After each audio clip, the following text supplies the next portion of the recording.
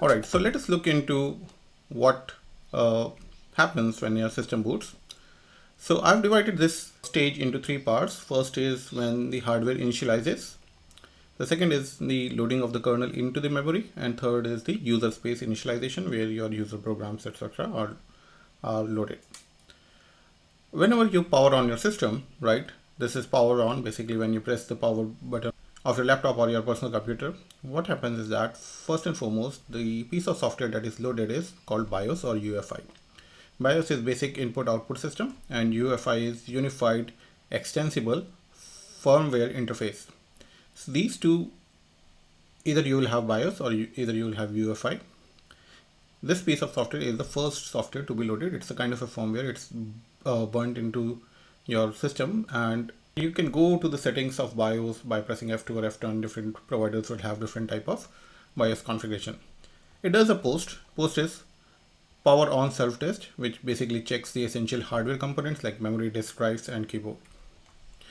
So once this is done, the second thing would be MBR or the master boot record. So master boot record is the details where your operating system boot is present. Now this is also helpful when you have multiple operating systems, for example Windows and Linux. Now the next stage is bootloader stage, where you have GRUB bootloader. So GRUB is Grand Unified Bootloader version 2. So GRUB 2 presents a menu allowing you to choose between different operating system or kernel versions. If you don't see this menu, GRUB is working in behind to load that operating system or the default operating system for you. So this basically is the end of hardware initialization. So what does GRUB do? GRUB basically loads the kernel into memory. So this is called kernel load or kernel initialization.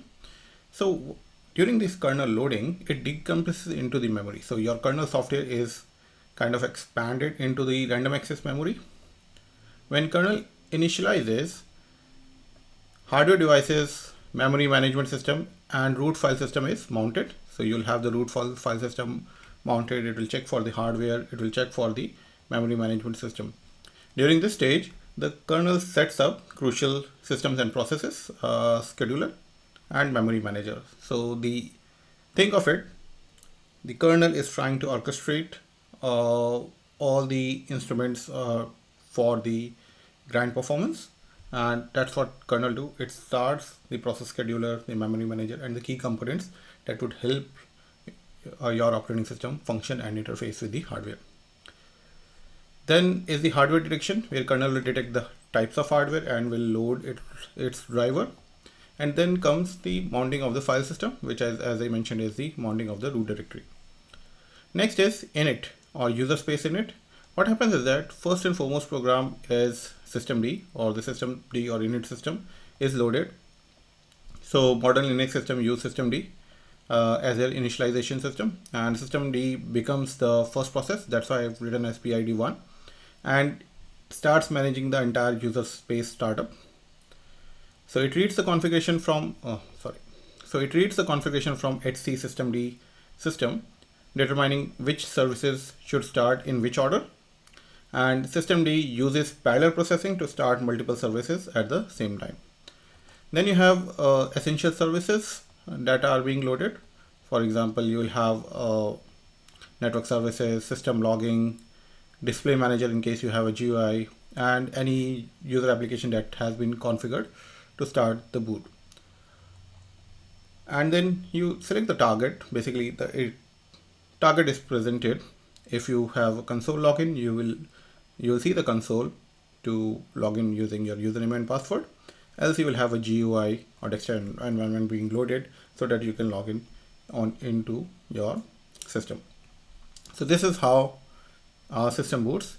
Keep in mind, power on, BIOS, MBR, GRUB, kernel, system PID1, and then rest of the services, right?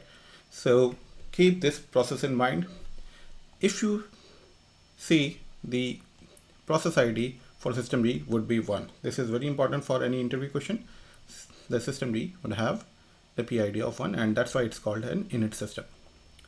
So just this is for your reference. It can be asked in any interview, so keep this in mind. I will see you in the next lecture.